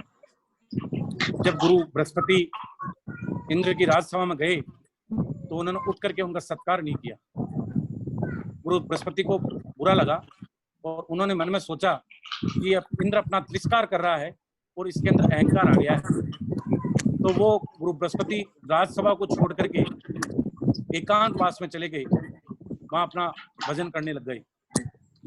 इधर से इंद्र पर असुरों ने आक्रमण कर दिया और इंद्र परास्त हो गए, देवता सब परास्त हो गए।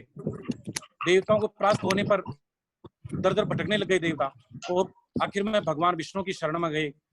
भगवान विष्णु का उन्होंने स्तुति की, वंदना की और उनको प्रसन्न किया। तो भगवान विष्णु प्रकट हुए, बोला बोलो देवताओं क्या बात है, कैसे मुझे याद किया?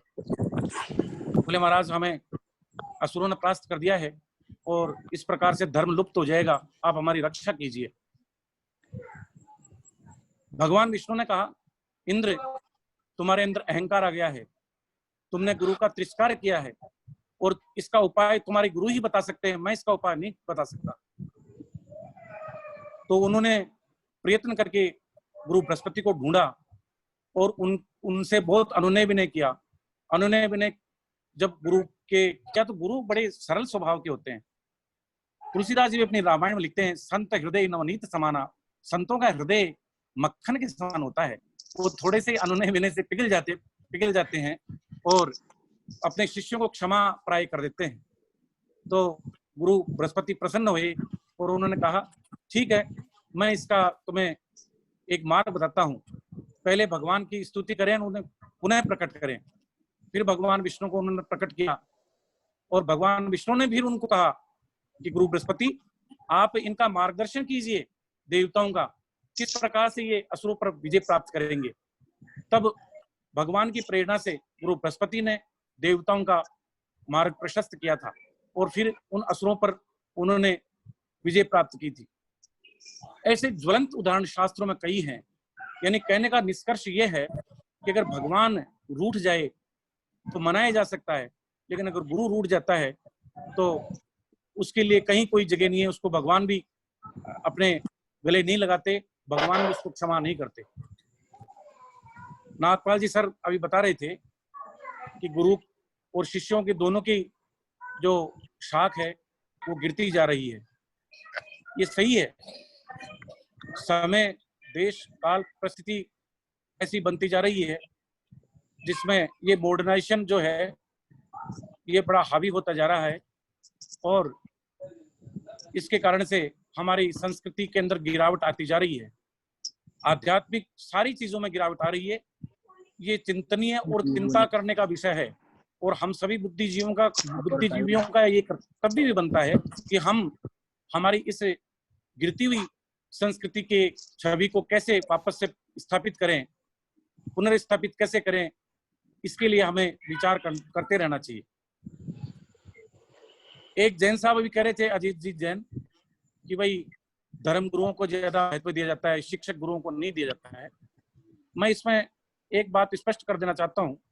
मैं उनकी बात से सहमत तो हूँ, लेकिन इसमें एक बात और जोड़ना चाहता हूँ मेरी तरफ से। ये जरूरी नहीं कि आप सभी लोग मेरे से सहमत हों, अपनी अपनी सोच हो सकती है, अपना अपना दृष्टिकोण हो सकता है। और हमारे हिंदू धर्म में, हमारे सनातन संस्कृति में किसी भी व्यक्ति के ऊपर किसी भी प्रकार का विषय थोपने का कोई अधिकार नहीं होता है। उसको स्वयं को अधिकार होता है कि वो किस चीज को स्वीकार करे। लेकिन फिर भी मैं मेरी बात करता हूं, ज्ञान का दो प्रकार से निरूपण किया गया है, एक ज्ञान, एक सामान्य ज्ञान। सामान्य ज्ञान वो होता है जो सामान्य जीवन में काम आता है, जो हमारी शिक्षा दीक्षा है, जिससे हम एक बिजनेस करने का, सर्विस करने का जरिया ढूंढते हैं, डिग्री हासिल करते हैं, वो हमारा एक सामान्य ज्ञान है जो हमारे सामान्य जीवन में काम आता है। और एक होता है ज्ञान जो हमें आध्यात्म से मिलता है। एक यूएसए के एक मैगजीन का सर्वे आया था, वर्ल्ड सर्वे। उस सर्वे में उन्होंने एक विषय रखा कि ज्यादा सक्सेस कौन है, ज्यादा सफल कौन है, आस्तिक या नास्तिक। तो उस सर्वे में उस मैगजीन ने लिखा कि जितने जो आस्तिक हैं वो ज्यादा सफल हैं बनिस्पत नास्तिक के बजाय। तो ज्ञान और सामान्य ज्ञान, इनमें फर्क होता है। ज्ञान गुरु एक होता है, सामान्य जीवन के जो गुरु हैं वो कई हो जाते हैं।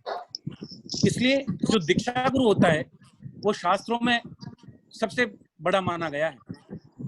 जैन धर्म में भी 24 तीर्थंकर हुए हैं, भगवान ऋषभदेव, महावीर जी, ऐसे 24 तीर्थंकर हुए हैं। और उनके बतलाए गए मार्ग पर ही सभी लोग, जो हमारे जैन धर्म के मानने वाले लोग हैं, वो चलते हैं। इसी प्रकार से अन्य धर्म में भी जो भी उनके मार्गदर्शक हुए हैं वो सभी धर्म के मार्गदर्शक उनके धर्मों के ऊपर चलते हैं। क्योंकि धर्म का मतलब क्या है? धर्म का मतलब ये नहीं है हिंदू मुस्लिम सिख ईसाई, ये धर्म नहीं है। धर्म क्या है? धार्येति इति धर्म है, जो धारण करने योग्य है वह धर्म है। धारण करने योग्य क्या है? सत्य है, अहिंसा है, अपरिग्रह है, परोपकार है। ये जो धारण करने की चीजें हैं मूल रूप से वही धर्म है, यही मानव का धर्म है। ये बाद में बने ये सारे धर्म, पहले मानव धर्म आता है और वही श्रेष्ठ धर्म है। किसी भी धर्म में मानव धर्म से किसी चीज को ऊपर नहीं माना गया है। इसलिए गुरु जो होता है वो सर्वोपरि होता है। इसलिए गुरु ब्रह्मा, गुरु विष्णु, गुरु देवो महेश्वरा, यानी ये जो गुरु है, ब्रह्मा भी है, विष्णु भी है, शिव भी माने गए हैं। क्यों माने गए हैं? क्योंकि गुरु मोक्ष जैसी चीज को भी तत्काल अगर वो चाहें और वो प्रसन्न हो जाएं तो तत्काल दे सकते हैं। ऐसी कोई चीज नहीं है जो गुरु नहीं दे सके। गुरु के प्रति हमारी निष्ठा और विश्वास होना चाहिए। गुरु का भी एक कर्तव्य बनता है कि वो उतने ही शिष्यों को बनाए जितने शिष्यों की वो इस लोक और परलोक दोनों में रक्षा कर सके। एक बात। दूसरी बात यह है कि जब हम कोई रिश्ता, आप लोग सभी लगभग शादीशुदा हैं और कुछ शादीशुदा नहीं भी हैं, वो ग्रस्त जीवन व्यतीत कर रहे हैं। जब हम किसी भी रिश्ते को तय करते हैं तो 10 बार सोचते हैं इसकी उठ बैठ कैसी है, लड़का कैसा है, लड़की कैसी है, इसके परिवारजन कैसे हैं, इनमें कोई दाग तो नहीं है। इस प्रकार की कई चीजों के ऊपर विचार करते हैं। हमें गुरु बनाते समय इससे कई ज्यादा गुना विचार करना चाहिए, क्योंकि गुरु और शिष्य का जो नाता है वो एक जन्म का नहीं माना गया है, वो जन्मान जन्मांतर का नाता माना गया है। एक अजीत जैन एक बात और कह रहे थे कि माता जो होती है वो गुरु होती है। बिल्कुल होती है।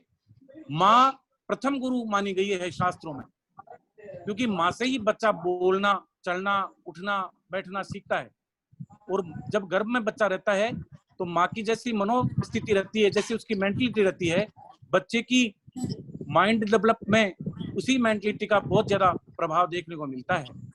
इसलिए हमारे शास्त्र तो ये कहते हैं कि जब माँ गर्भ धारण करे उस समय उसका आचरण बड़ा शुद्ध होना चाहिए, सात्विक होना चाहिए, अच्छा खान पान उसका रहना चाहिए और उसको ऐसी चीजों का सेवन करना चाहिए जिससे बच्चे का तेज और ओज दोनों का विकास हो सके, बुद्धि उसकी तीक्ष्ण हो सके। इस प्रकार से माँ को प्रथम गुरु माना गया है शास्त्रों में। और इसलिए मातृ देव भव, पितृ देव भव। और वैसे भी हम लोग प्राय जब पत्र आदि लिखते हैं या संबोधित करते हैं तो पहले माँ का नाम लेते हैं, आदरणीय माता जी व पिताजी, यानी प्रथम माँ है, पूजनीय माता है, उसके बाद में गुरु होते हैं। लेकिन एक बात और मैं स्पष्ट कर देना चाहता हूं कि हर योनि के अंदर बिना माता पिता के संसर्ग के बिना किसी भी जीवात्मा का जन्म नहीं होता है, ये कटु सत्य है। लेकिन मानव योनि प्राप्त होने के पश्चात भी ये आवश्यक नहीं है कि हमें किसी सुयोग्य गुरु की प्राप्ति हो जाए।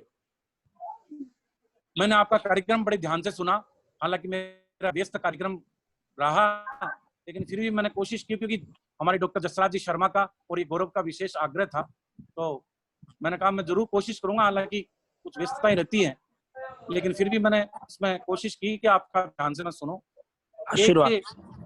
हमारे ये क्या नाम इनका, आपके साथ जो संबोधित कर रहे थे पंडित जी? जी, डॉक्टर करमवीर सिंह जी। डॉक्टर करमवीर जी ये एक दृष्टांत और दे रहे थे कि हम कुछ समय से ये सुन रहे हैं कि फला गुरु ने ऐसा कर दिया, फला गुरु इस स्कैंडल में आ गए।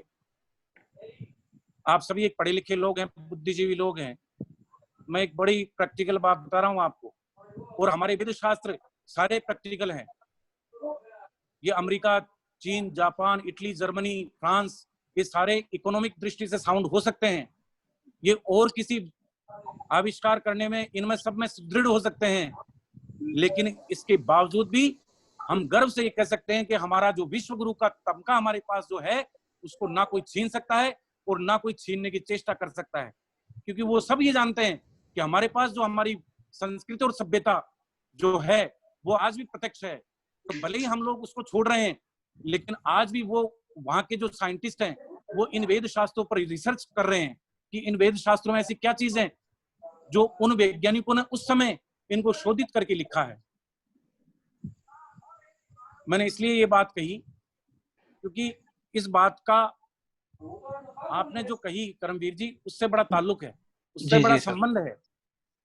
संबंध इसलिए है कि आदिकाल से मानवीय दुर्बलता प्रत्येक व्यक्ति में हो सकती है, क्योंकि वो मानव है, वो चाहे ऋषि हो, मुनि हो, तपस्वी हो, लेकिन उसमें मानवीय दुर्बलता हो सकती है।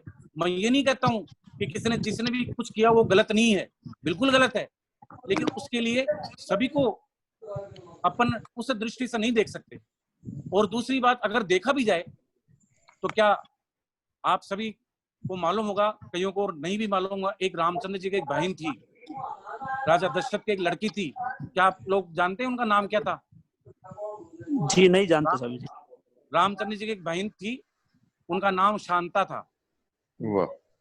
उस समय श्रृंगी ऋषि उस शांता का अपहरण कर ले गए थे, और नागपाल जी तो खुद बड़े विद्वान व्यक्ति हैं। गणिका, नगरबद्धु, ये प्राचीन शब्द हैं, इनका अर्थ आप सभी जानते हैं। अगर ऐसा नहीं होता उन युगों के अंदर तो ऐसे शब्दों की शायद आवश्यकता नहीं होती, और जो हमारे इतिहास में ये शब्द विद्यमान है। और आज तो कलयुग है, इसलिए कलयुग को मद्देनजर रखते हुए अगर हम ऐसी चीजों पर विचार करते हैं तो मैं समझता हूँ ये बड़ा ही तुच्छ विचार है। आप सभी जानते हैं कि रावण जैसा विद्वान व्यक्ति, जिसकी ख्याति पूरे विश्व में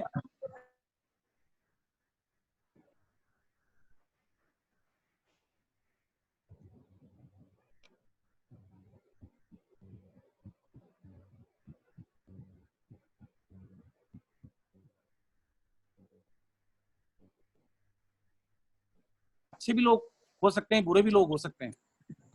गुरु अच्छा भी हो सकता है, बुरा भी हो सकता है। माता पिता अच्छे भी हो सकते हैं, बुरे भी हो सकते हैं। आप लोग, कई लोग जानते हैं कि कईयों के माता पिता से कईयों की नहीं बनती है, तो क्या उन माता पिता का तिरस्कार कर देना चाहिए? क्या उन माता पिताओं को छोड़ देना चाहिए? नहीं। गुरु और माता पिता अच्छे हों या अच्छे नहीं भी हों, तो भी वो हर स्थिति में, हर काल में पूजने ही होते हैं, और उनकी पूजा ही करनी चाहिए। और उनकी पूजा नहीं करता है वो अपने प्रगति के शिखर से निश्चित तौर पर गिरने वाला प्राणी होता है।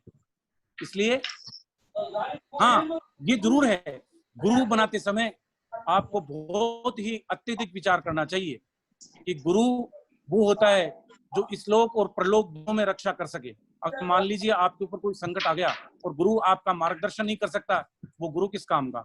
या आपने ऐसे किसी व्यक्ति को गुरु बना लिया जिसकी बहुत दुनिया भर के करोड़ों श्रद्धालु हैं, आप उसे अपनी मन की व्यथा ही नहीं कह सकते, वो गुरु किस काम का।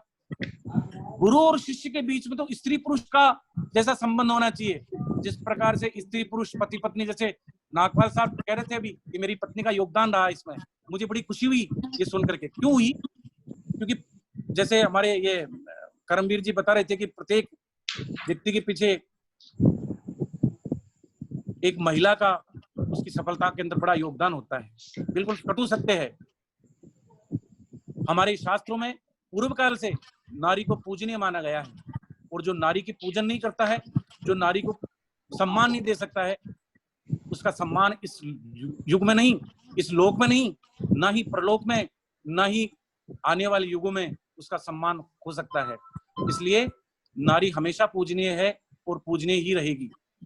तो कहने का तात्पर्य यह है कि ये सारी चीजें जो है गुरु के हम सानिध्य में जाकर के ही सीख सकते हैं। उनसे किसी प्रकार का जो भी हमारा मार्गदर्शन है वो जो करते हैं उस पर चलें, और उस पर चलते हुए हम हमारे जीवन को सफल करें।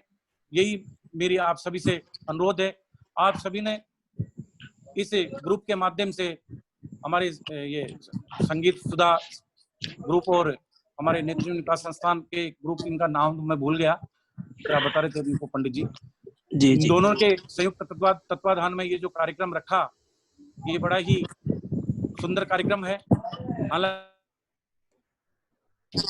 कई बार खराबी रही, उससे स्पष्ट आवाज हम सभी लोगों तक नहीं पहुंच पाई, लेकिन फिर भी आप लोगों ने जो प्रयास किया वो सराहनीय है वास्तव में। और मैं ये चाहूंगा कि आगे आप जब भी इस प्रकार का कोई भी कार्यक्रम रखे किसी भी विषय पर, तो अधिक से अधिक लोगों को जोड़े भी, क्योंकि ये तकनीकी युग है और समय के साथ हमें भी बदल लेना चाहिए अपने आप को, और आप बदल भी रहे हैं।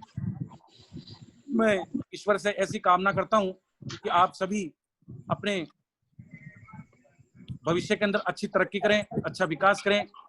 नागपाल साहब, इंद्र राज जी और जो भी हमारे नरेश जी जैन साहब जो भी जुड़े हुए हैं, आप लोग सब लोगों ने अपना समय दिया, इस युवा वर्ग को आपने संबोधित किया।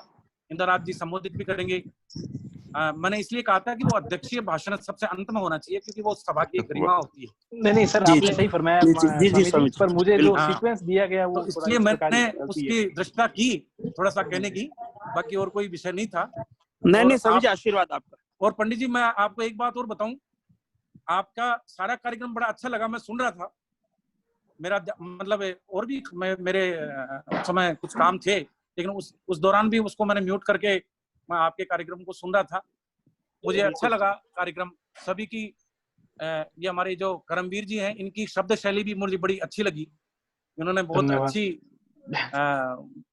अपने नेतृत्व कार्यक्रम को दिया, और आपने भी पंडित जी कार्यक्रम को अच्छा नेतृत्व प्रदान किया। इसके लिए आप दोनों का बहुत बहुत धन्यवाद।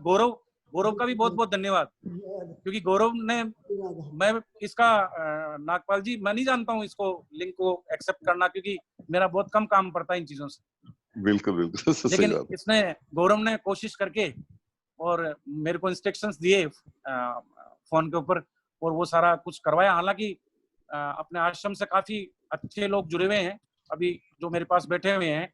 ये इन्होंने सॉफ्टवेयर इंजीनियरिंग कर रखी है, और इन्होंने, मैंने कहा भाई आप लोग यहाँ बैठ करके इसको शेयर करो, कैसे क्या करना है, मैं तो समझता नहीं हूँ इसमें, तो मेरा कम ही काम पड़ता है, मेरे को समय भी इतना नहीं मिल पाता इन चीजों के लिए। तो नागपाल जी, आप जब भी जयपुर आए, आश्रम पर पधारें एक बार। मैं पहले से ही सोच लिया है कि आपके चरणों में आया जाएगा जरूर। हाँ बिल्कुल, आप जब भी आए। और दिल्ली मेरा जब भी आना होगा, अपना आश्रम है दिल्ली के अंदर जी, चांदनी चौक में, मैं जब भी वहां आऊंगा तो जरूर आपसे कोशिश करके साक्षात्कार करेंगे, अपन बैठेंगे आराम से। आप सभी लोगों ने अपना समय कीमती दिया। कार्यक्रम आप जारी रखें, मैं कार्यक्रम के बीच में उपस्थित रहूंगा। जब आपका कार्यक्रम संपन्न होगा उसके बाद में ही मैं आपसे हटूंगा। आप सभी का बहुत बहुत धन्यवाद। बोले सतगुरु भगवान की जय। बहुत बहुत आभार स्वामी जी, आपने अपने इस सारगर्भित आशीर्वचन में बहुत उन विषयों को छुआ जिनको समझना हम सभी के लिए वर्तमान युग में बहुत आवश्यक है, अत्यंत आवश्यक है। और आपने उन शंकाओं का समाधान भी अपने उद्बोधन में किया, जो शंकाएं हमारे संचालन करते समय करमवीर जी ने और हमारे डॉक्टर अजीत जी जैन साहब ने अपने उद्बोधन में और नागपाल साहब ने व्यक्त की थी कि गुरु शिष्य परंपरा किस रूप में आज हम देखते हैं, और गुरु प्रसन्न भी होता है, और गुरु अगर रूठ जाता है तो समझ लीजिए कि पूरा संसार ही रूठ गया है। क्योंकि एक जगह कबीरदास जी ने बड़े सरल शब्दों में लिखा है कि जगत रूठे तो रूठन दे, सदगुरु रूठे नाय, जो तेरे सतगुरु सन्मुख होए तो हरि को मिलाए पल माए। वो सामर्थ्य जो है वो सदगुरु में होती है, वो ताकत जो है वो सदगुरु में होती है। और जहां पर आपने अपने उद्बोधन में प्रकाश डाला कि एक तो गुरु होता है और एक शिक्षक होता है, जिसकी शंका जैन साहब ने अपने उद्बोधन में रखी थी, तो आपने बड़े उसको सरल शब्दों में हम सबके बीच में उस बात को रखा कि एक सामान्य ज्ञान होता है और एक ज्ञान होता है। और मैं आपकी बात को आपने तो हमें समझाने के लिए सरल शब्दों में रखा, लेकिन शास्त्र में कहा जाता है कि एक पराविद्या होती है और एक अपरा विद्या होती है। और जो पराविद्या होती है, जिसको हम पारलौकिक विद्या कहते हैं, जिसको हम आध्यात्मिक ज्ञान कहते हैं, वो सदगुरु से ही प्राप्त किया जा सकता है, गुरु से ही प्राप्त किया जा सकता है। और जो दूसरी जो अपरा विद्या होती है, अपर मैंने दूसरा और अपर मैंने जो परा नहीं है, जो पारलौकिक नहीं है, अर्थात भौतिक विद्या, जिसको कि आपने सामान्य ज्ञान नाम दिया, वो जो है हम शिक्षक से प्राप्त करते हैं। और शिक्षक, और मैं और अगर आपकी बात को थोड़ा सा आगे बढ़ाऊं तो जो शिक्षक है उसको हम गुरु कह सकते हैं, और जो आप जैसे जो गुरु हैं उनको हम शास्त्रीय भाषा में सदगुरु कहते हैं। तो ये गुरु पूर्णिमा का जो पर्व है वो सदगुरु के लिए तो विशेष होता ही है, लेकिन गुरु के प्रति भी आस्था कहीं ना कहीं हम विद्यार्थियों में देख रहे हैं कि कम हो रही है। तो उस गुरु को भी हम आज के इस पर्व में वर्तमान परिस्थितियों को देखते हुए जो है शामिल करते हैं, और सदगुरु और गुरुजनों दोनों के प्रति हमारी श्रद्धा अनवरत रूप से बनी रहे, ऐसा भाव विद्यार्थियों में जो है हमेशा बना रहे। उस भाव को बनाए रखने के लिए हम इस तरह का आयोजन जो है वो आज किया है और निरंतर हम करने का प्रयास करते रहेंगे। एक बार फिर से स्वामी जी आपका सुरसोदा म्यूजिक ग्रुप और एनवीएस एलुमनी ग्रुप की ओर से बहुत बहुत सादर आभार, सादर धन्यवाद। धन्यवाद। अब हम कार्यक्रम को आगे बढ़ाते हैं अध्यक्ष उद्बोधन के लिए। जी करमवीर जी। तो धन्यवाद डॉक्टर साहब। स्वामी जी ने जो बताया कि गुरु जो है वो जहां तक होता है रुष्ट नहीं होते हैं, इसीलिए हम हनुमान चालीसा में भी सबसे पहले गुरु को प्रणाम करते हैं, और गुरु ही है जो हमें वो विधि बताते हैं जिससे हम उस दयाविद से मिल सके। तो विधि बताने वाला सर्वोपरि है, गुरु सर्वोपरि है। गुरु की महिमा शब्दों में तो कहनी जानी नामुमकिन है, और जो सतगुरु है उसका तो फिर उनकी तो बात ही अलग है। तो बिंदेरा जी सर को बुलाने से पहले मैं एक बार फिर माफी चाहूंगा कि जो मुझे सीक्वेंस मिला था मैं उसके अनुसार चल रहा था, इसलिए मैं मुझसे ये दृष्टता हो गई कि अध्यक्ष उद्बोधन में पहले बोल गया। तो अब जसराज जी अगर आप कुछ सुनाना चाहें तो बेहतर रहेगा, सभी साथी अगर चाहें तो, वरना फिर मित्रों हालांकि म्यूजिक वगैरह ऐसा कुछ नहीं है, लेकिन करमवीर जी ने कह दिया और स्वामी जी का आशीर्वाद है, और मेरे एनवीएस एलुमनी के सभी मित्र और सुरसोदा ग्रुप के भी बहुत से मित्र मुझसे परिचित हैं। तो शायद आपको भी कहीं ऐसा न लगे कि जसराज जी ने मना क्यों किया। तो मैं आपके उन सब भावों को मद्देनजर रखते हुए मैं एक छोटी सी रचना आपके बीच में पेश कर रहा हूँ, सुनिएगा।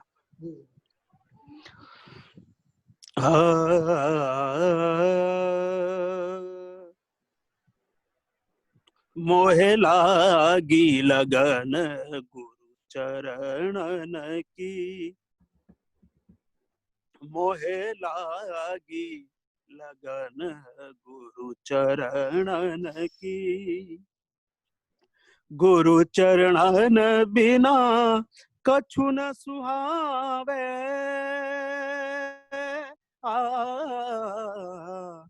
गुरु चरणन बिना कछु न सुहावे, ये जग माया स्वप्नन की, ये जग माया स्वप्नन की, मोहे लागी लगन गुरु चरणन की, मोहे लागी लगन गुरु चरणन की। भव सागर तो सूख गया है,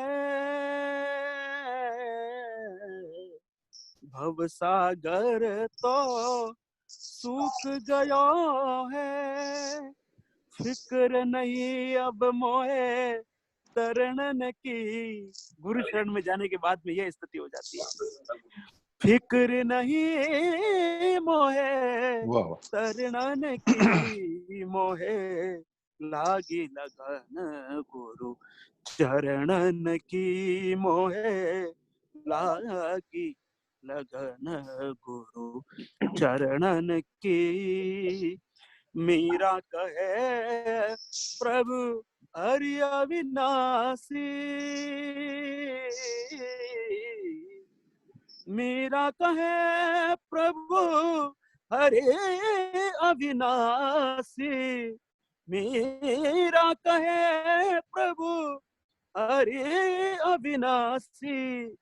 आस लगी अब मोहे हरि दर्शन की, मोहे लागी लगन गुरु चरणन की, मोहे लागी लगन, मोहे लागी लगन, मोहे लागी लगन गुरु चरणन की।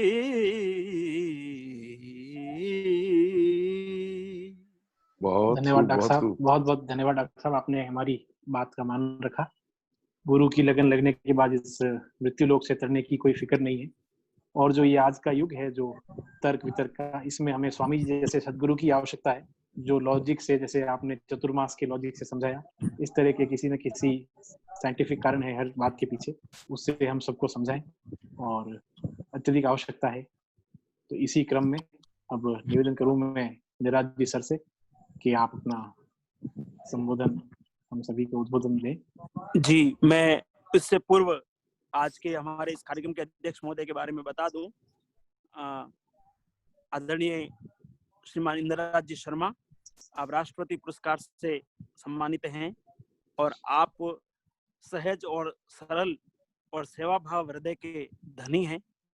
और हम सभी विद्यार्थी एनवीएस एलुमनाई के जो इस ग्रुप में जुड़े हुए हैं, आपके द्वारा हम गणित और विज्ञान विषय को जो है हमने आपसे पढ़ा है, आपसे सीखा है, और आपका विशेष स्नेह हम सबके प्रति बना रहता है। तो ऐसे हमारे शिक्षक गुरु को पाकर के हम सभी स्वयं को गौरवान्वित महसूस करते हैं।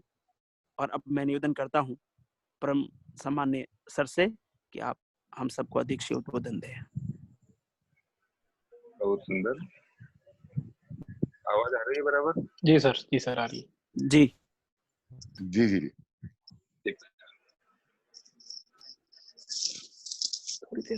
गुरु पूर्णिमा के इस पावन अवसर पर सर्वप्रथम मैं हमारे राजस्थान के सुख्यात परम पूज्य संत श्री एक नारायण श्री स्वामी जी महाराज सागरपुरी जी महाराज को नमन करता हूँ, जो कि आज इस कार्यक्रम में मुख्य अतिथि के रूप में हमारे साथ रहे। आपने बहुत ही सुंदर दृष्टांतों के साथ पुरातन से नवीनतम उदाहरण देकर हमारे को गुरु परंपरा का ज्ञान समर्पित किया। इसके लिए हम आपके आभारी हैं। मैं मेरा उद्बोधन शुरू करने से पहले सबसे पहले ये कहना चाहूंगा कि ये कार्यक्रम जो पहले स्वर सुधा म्यूजिक ग्रुप की तरफ से आयोजित किया गया था, वो बहुत ही सुंदर ढंग से आयोजित हुआ। आज अभी जैसा बताया गया है और मैंने भी नोट किया, तकनीक और तकलीफ साथ चली, लेकिन कुल मिलाकर ये कार्यक्रम बहुत सुंदर ढंग से आयोजित किया गया। तो एसएसएमजी और अपने एनवीएस एलुमना की तरफ से आज गुरु पूर्णिमा का जो ये कार्यक्रम था, बहुत ही सुंदर ढंग से सभी ने प्रस्तुतियां दी है। पंकज, सुमन राठौड़ और वैशाली मैडम की जो गुरु महिमा थी वो बहुत सुंदर थी। और हमारे नागपाल जी द्वारा तो बहुत ही सुंदर गुरु महिमा पर गुरु वंदना प्रस्तुत की गई। तो उनको हमारी तरफ से हार्दिक शुभकामनाएं। और हमारे खास जो विशिष्ट अतिथि के रूप में है नरेश कुमार जी जैन साहब, उनका भी मेरी तरफ से बहुत बहुत अभिनंदन। आज की एंकरिंग के लिए डॉक्टर जसराज जी शर्मा और डॉक्टर करमवीर सिंह जी राठौड़, इन्होंने वास्तव में इस कार्यक्रम को सुंदर रूप देके एक समा बांध दी, इसलिए वो बधाई के पात्र हैं। और बैक हैंड के रूप में अपना गौरव कालानी और ये पूरी टीम, बैक हैंड टीम, बड़ी एक्सपर्ट टीम जिसको कहता हूँ मैं हमेशा, इन्होंने बहुत सुंदर संचालन किया, सभी बधाई के पात्र हैं। आज के कार्यक्रम में गुरु महिमा का तो पूर्ण बखान आराम से सभी ने किया है और बहुत सुंदर ढंग से किया है, तो इस बारे में तब ज्यादा क्या बोले। बस ये है कि वर्षा ऋतु के आरंभ में जो ये गुरु पूर्णिमा पहले दिन से चालू हो गई है अपने हाथ, इस गुरु पूर्णिमा के महत्व को हम पूरे साल भर अपने जीवन में क्रियान्वित करें, इस चीज को हमें ऐसा अपनाएं, तभी ये जो व्यास पूर्णिमा का जो अपना कार्यक्रम कह दें या इसका क्रियान्वयन कह दें, वो सफल हो सकता है। तो मैं सभी आज के कार्यक्रम में पार्टिसिपेंट्स करने वाले सभी ये अपने ये जो स्टूडेंट्स ही कहूँगा मैं फिलहाल, इन सबको हार्दिक बधाई शुभकामना देता हूँ, उनके उज्जवल भविष्य की कामना करता हूँ। और इन सभी के लिए एक ही बात कहूँगा, जब भी समय मेरा आपको चाहिए रात को 12 बजे भी, तो मैं आप सबके लिए तैयार हूँ। इसका आप बिल्कुल निसंकोच होके मेरे को आप कभी भी आराम से कह सकते हैं, कोई तरह के मन में गिला शिकवा न रखें, आराम से कहें। और मैं इसी उद्बोधन में एक चीज खास जो मेरे मन में हमेशा रहती है कि गुरु पूर्णिमा के दिन जब अपन ये सोचते हैं कि गुरु, जैसे अभी स्वामी जी महाराज ने खास बात बोली अभी कि ज्ञान और सामान्य ज्ञान, तो ज्यादातर देखें तो स्कूली शिक्षा या ये जगत का जो व्यवहार होता है वो सामान्य ज्ञान के द्वारा ही होता है, जबकि वास्तविक ज्ञान एक आध्यात्मिक गुरु ही दे पाता है। तो हम आध्यात्मिक गुरु की बात को सदा सदा के लिए अपने जीवन में उतारें, यही मेरी खास चीज जो मेरे मन में है और जो मुझे कहनी है। इसी बात के साथ मैं मेरी वाणी को विराम देता हूँ। जी धन्यवाद सर, बहुत बहुत। और आपने जो बात कही उसका सार मैं सभी मित्रों के सामने रखूं तो यह है कि हम सदैव अपने गुरुजनों के प्रति आस्था बनाए रखें और अपने जीवन में जिस किसी ने हमको जो कुछ भी सिखाया है, क्योंकि अष्टावक्र जी के 24 गुरु थे, तो हम तो इस कलयुग में हैं और अष्टावक्र जी से तो हमारे अंदर पूर्व ज्ञान भी नहीं है, तो हमारे तो 24,000 हो तो भी कोई दिक्कत वाली बात नहीं है। इसलिए हम जहाँ से भी, जिस रूप में भी, जिस चीज को भी जिससे सीखते हैं वही हमारा गुरु होता है। और संस्कृत में गुरु का अर्थ बड़ा भी होता है, तो हमसे जो भी बड़े हैं, जिनसे हम जो कुछ भी सीखते हैं वो हमारे गुरु हैं, और उस रूप में हमें उस बात को लेना चाहिए। सर आपका बहुत बहुत आभार, बहुत बहुत धन्यवाद। करमवीर जी, आप सभी का बहुत बहुत धन्यवाद। एक बार दोबारा से एमवीएस एलुमनाई ग्रुप, स्वर सुधा समूह संचालक समिति, हमारे आज के विशिष्ट अतिथि महोदय, मुख्य अतिथि महोदय स्वामी जी, जैन साहब सर, पीसी नागपाल साहब और मेरे वरिष्ठ जसराज जी सर। हाँ जी, गौरव जी बिल्कुल करमवीर जी, आपने ठीक कहा। सभी का जसराज जी शायद स्वामी एक बार मैं थोड़ा सा फिर कहूंगा। जी सर। जी स्वामी जी, कि ये जो गुरु पूर्णिमा का जो उत्सव है उसके ऊपर मैं एक बात और कहना चाहूंगा कि जैसे अभी पंडित जसराज जी शर्मा हमारी बता रहे थे कि आपने अष्टावक्र जी के लिए कहा, भगवान दत्तात्रेय ने 24 गुरु बनाए थे। जी 24 जी गुरु से उन्होंने 24 शिक्षाएं ली। नागपाल जी आप जुड़े हुए हैं क्या? नागपाल जी सर जुड़े हुए हैं आप? वो सर जी शायद हट गए, नहीं म्यूट है, कोई बात नहीं, वो म्यूट हुए, सुन रहे हैं स्वामी जी। अच्छा, तो सुन रहे हैं बराबर। भगवान दत्तात्रेय ने 24 गुरु बनाए। कैसे? धरती से उन्होंने शिक्षा ली धैर्य की, क्योंकि धरती पर अपन मलमूत्र भी त्यागते हैं, धरती पर अपन पीक भी डाल देते हैं, धरती से फिर भी धरती अपने को अनाज देती है। तो उन्होंने क्षमा जो सीखी वो धरती से सीखी। पवन को उन्होंने गुरु बनाया, एक अजगर सर्प को उन्होंने गुरु बनाया, मधुमक्खी को उन्होंने गुरु बनाया। मतलब ऐसे चीजों को उन्होंने गुरु बनाया जो गुरु से हम लोग तो कुछ सीख ही नहीं सकते। भगवान विष्णु, ब्रह्मा और शिव जी, इनका तीनों का अंशभूत अवतार भगवान दत्तात्रेय का अवतार हुआ था और उन्होंने 24 गुरु बनाए थे, 24 चीजों के। इस प्रकार के मगरमच्छ को गुरु बना लिया, कंवारी कन्या को उन्होंने गुरु बनाया, एक पिंगला नाम की वेश्या थी उसको गुरु बना लिया। बिल्कुल बिल्कुल। इस प्रकार से 24 गुरु भगवान दत्तात्रेय ने बनाए और इस प्रकार से उन्होंने 24 गुरुओं से 24 शिक्षा ली। तो गुरु ऐसा नहीं होता कि गुरु छोटा होता है या बड़ा होता है। मुझे आज भी कहने में कोई संकोच नहीं कि इंदिराज जी साहब, मार साहब ने मेरे को मैथ्स और साइंस पढ़ाया। मैं तो ये जब भी मिलते हैं मैं सबके सामने कहता हूँ, हजारों की तादाद में जब लोग रहते हैं तब भी ये आते हैं तो मैं इनको कहता हूँ, मैं सबको कहता हूँ और भाई ये मेरे गुरु रहे इंदिराज जी। क्यों भाई बताओ? कहता हूँ नहीं आपको पंडित जी, आप तो खुद जानते हैं। जी। तो गुरु के लिए और माता पिता के लिए चाहे कोई व्यक्ति कितना ही सक्षम और समृद्ध बन जाए, चाहे किसी पद पर वो पहुंच जाए, कितने बड़े पद पर, और उसको गुरु और माता पिता से कभी शर्म महसूस नहीं होनी चाहिए। ये अंतिम बात मैं कहना चाह रहा था, इसलिए मैं वापस। जी बिल्कुल समय जी, विशेष हम सबका ध्यान और हम सबको विशेष रूप से आपने और संबोधित किया। भाई आप लोग कोई भी किसी भी पद पर चले जाएं, लेकिन गुरु और माता पिता उनका सम्मान वैसे ही बरकरार रहना चाहिए जैसा हम लोग पहले किया करते थे। जी अब आप बिल्कुल धन्यवाद स्वामी जी। बिल्कुल अधिक फलदार को, और आपने अष्टावक्र जी को और फिर उस बात को दत्तात्रेय जी से भी जोड़ा, और दत्तात्रेय जी ने मैं कुछ थोड़ा बोलने वाला ही था, लेकिन आपने उस बात को और अच्छे गहराई से जो है हमारे बीच में रखा। एक बार पुनः स्वामी जी आपका बहुत बहुत आभार, धन्यवाद। और हमारे एनवीएस एलुमनाई के मित्रगण, विशेष रूप से एडमिन टीम के सुश्री शिल्पा जी, नरपत जी, रूपचंद जी, धनराज जी और महिपाल जी, आपका बहुत बहुत आभार कि आपने इस कार्यक्रम को सफल बनाने के लिए आपने यत्न किया। साथ ही स्वरसुधा ग्रुप के गौरव जी, अमर जी का तो विशेष योगदान है इस तकनीकी को जो है निरंतर निर्बाध रखने के लिए।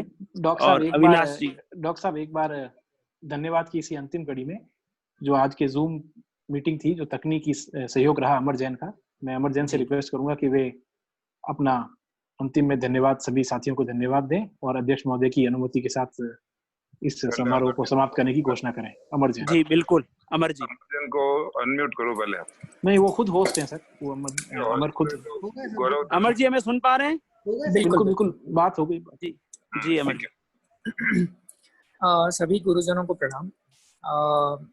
श्री सागरपुरी जी महाराज, पीसी नागपाल सर, जैन साहब सर, इंदिराज जी सर, रत्नम्बर जी सर, सभी को मेरा प्रणाम। और ये दिन, इस दिन की महत्वपूर्णता को दर्शाना बहुत मुश्किल है, बट मैं इतना जरूर कहना चाहूँगा कि आज हम लोगों ने जो छोटा सा प्रयत्न किया उसमें हम सबसे ज्यादा, मैं इस बात की मुझे खुशी है कि हमारे गुरुजनों ने हमें सबने सहयोग किया, चाहे वो जैन साहब सर हो, चाहे वो इंदिराज जी सर हो, चाहे जसराज जी हो, चाहे करमवीर हो, चाहे नागपाल सर हो, सभी ने हमें बहुत सपोर्ट किया और सभी ने हमें बहुत प्रोत्साहित किया। इस बात की मुझे बहुत खुशी है और मैं आप सबका धन्यवाद करना चाहूँगा जिन लोगों ने अपनी प्रस्तुतियाँ भेजी, जो लोग जूम पर हमारे साथ जुड़े, सबका मैं बहुत बहुत धन्यवाद करना चाहूँगा। और ऑफ कोर्स अपने गुरुजनों का मैं बहुत बहुत धन्यवाद करना चाहूँगा कि आप आज भी हमें उतना मार्गदर्शित करते हैं और हमेशा करते आए हैं, और हमारी सिर्फ एक छोटे से निवेदन पे आप लोग अपना इतना समय देते हैं हमें और आप इतना हमें मार्गदर्शित करते हैं, उस बात के लिए मैं बहुत बहुत आभार व्यक्त करता हूँ और बहुत बहुत धन्यवाद व्यक्त करता हूँ कि हमें ऐसे गुरुजन मिले हैं जो आज भी हमारे साथ हमेशा खड़े रहते हैं। इस प्रोग्राम के माध्यम से मुझे एक चीज़ जो सीखने को मिली है और जो मैंने नोटिस की है, जो कि गुरु पूर्णिमा हमें विनम्रता सिखाती है, ये हमें धरती से जुड़ा रहना सिखाती है, अगर मैं कहूँ सीधे शब्दों में और सरल शब्दों में। तो मैं बहुत बहुत धन्यवाद सभी का व्यक्त करता हूँ, सभी गुरुजनों का, सभी पूरी टीम का, स्वरसुधा म्यूजिक ग्रुप और एनवीएस एलुमनाई टीम का बहुत बहुत धन्यवाद करता हूँ कि आप लोगों ने इतनी मेहनत करी इस प्रोग्राम को ऑर्गेनाइज करने में। और उम्मीद करता हूँ कि हम आगे भी ऐसा सब कुछ करते रहेंगे।